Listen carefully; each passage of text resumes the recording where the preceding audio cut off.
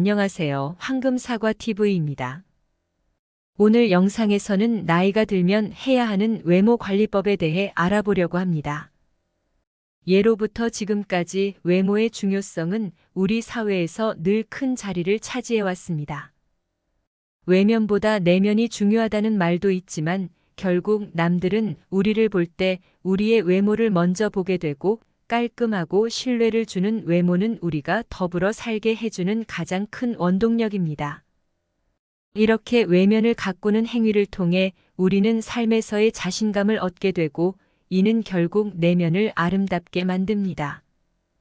즉, 외면을 가꾸는 것이 곧 내면을 가꾸는 것입니다. 외모를 가꾼다는 것에 대해 너무 어렵게 생각할 필요는 없습니다. 자신의 화려함을 과시하기 위함이 아닌 깨끗하고 깔끔함을 보이기 위해서라면 외모 관리는 그렇게 어려운 것이 아닙니다. 나이가 들수록 그 자체로 아름다운 젊음은 점점 사라져가기에 우리는 외모 관리로 그 자리를 채울 필요가 있습니다. 이제부터는 여러분을 위한 나이가 들수록 해야 하는 외모 관리 방법에 대해 알아보겠습니다. 첫 번째, 피부 관리. 피부는 우리의 외모를 대표하는 중요한 부분입니다. 우리의 피부는 점점 노화되기 때문에 이를 방지하기 위한 몇 가지 방법들을 소개해 드리려고 합니다. 먼저 피부 노화를 방지하기 위해서는 일상적인 스킨케어 루틴이 필요합니다. 청결한 피부는 중요합니다. 매일 아침과 저녁에 부드러운 클렌징 제품을 사용하여 피부의 노폐물과 메이크업을 청소해 주세요. 이후 토닝과 보습 과정을 거쳐 피부에 수분을 공급해 줍니다. 둘째, 적절한 스킨케어 제품을 선택해야 합니다. 자신의 피부 타입과 고민에 맞는 제품을 사용하여 피부에 필요한 영양분을 공급해 주세요. 미백, 주름 개선 등 특별한 고민이 있다면 해당 기능을 가진 제품을 선택하는 것도 좋습니다. 셋째, 자외선 차단이 중요합니다. 자외선은 피부 노화와 주름, 색소 침착의 주요 원인 중 하나입니다. 그러므로 날씨와 상관없이 1년 내내 선크림을 사용하는 것이 좋습니다. 여기서 선크림을 어떻게 해야 올바르게 사용할 수 있는지도 알려드리겠습니다. 첫째로 일회용 선크림의 양은 14티스푼 정도입니다. 얼굴 전체에 골고루 발라주세요. 특히 노출되는 부위인 이마, 코, 볼, 턱에 충분히 발라야 합니다. 둘째로 선크림은 자외선에 노출되기 30분 전에 발라주는 것이 좋습니다. 자외선 차단 효과를 최대한 발휘할 수 있게 됩니다. 또한 이 시간마다 재발라주는 것도 잊지 마세요. 마지막으로 선크림은 계절에 따라 SPF와 PA 값이 다르게 적용됩니다. SPF는 자외선비를 차단하는 능력을, PA는 자외선어를 차단하는 능력을 나타냅니다. 자신의 피부 상태와 환경에 맞게 적절한 SPF와 PA 값을 선택해 주세요. 두 번째, 식단 및 영양 관리. 중장년층에게는 영양소 섭취가 매우 중요합니다. 중장년층에게 특히 필요한 영양소들을 몇 가지 소개해 드리겠습니다. 첫째로 단백질은 피부 탄력 유지와 근육 강화에 도움을 줍니다. 육류, 생선, 콩류, 견과류 등 단백질이 풍부한 식품을 적절히 섭취해 주어야 합니다. 둘째로 비타민C는 콜라겐 생성을 촉진하여 피부 탄력을 높이는 데 도움을 줍니다. 오렌지, 파인애플, 브로콜리 등 비타민C가 풍부한 과일과 채소를 섭취해 주어야 합니다.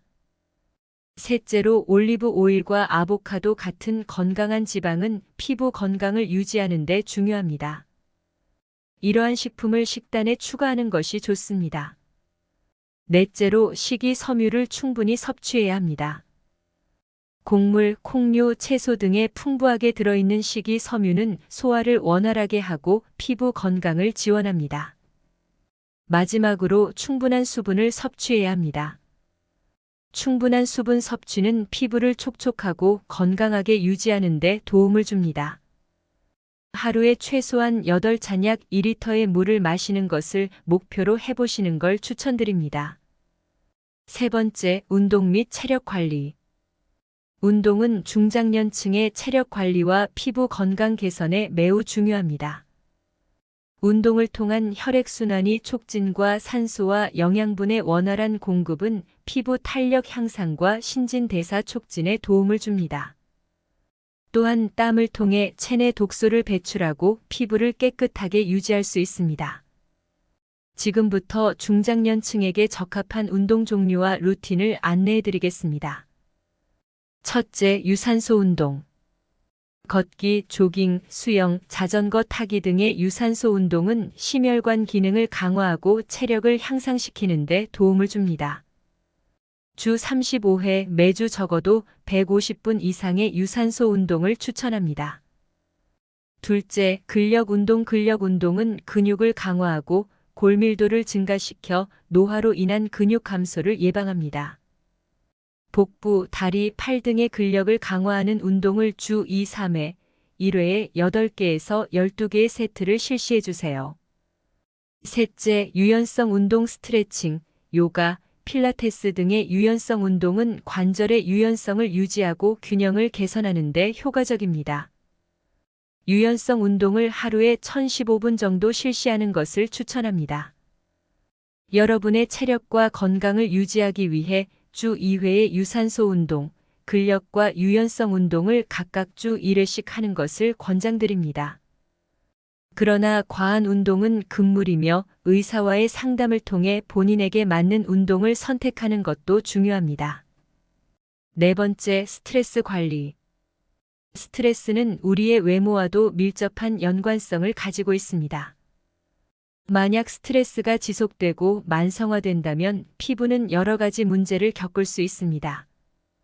여드름, 피부염, 건조함, 주름 등의 외모 관련 문제가 발생할 수 있습니다.